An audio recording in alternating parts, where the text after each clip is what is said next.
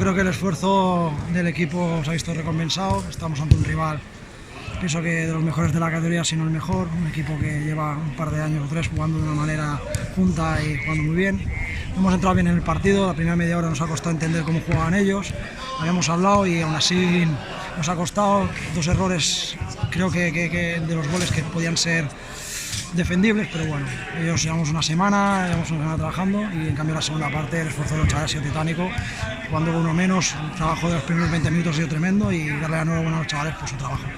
Sí, creo que la actitud ha sido de 10 de todos los jugadores.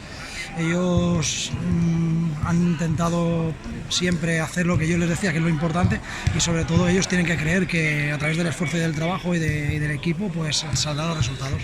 Sí, trabajar un poquito más los automatismos, apenas hemos trabajado más que 4 aspectos.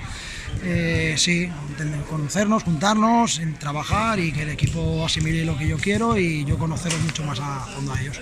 Sí, estoy muy contento por empezar a jugar a este club. De verdad es mi primer partido, tengo más de 6 meses sin jugar ni un partido oficial y claro,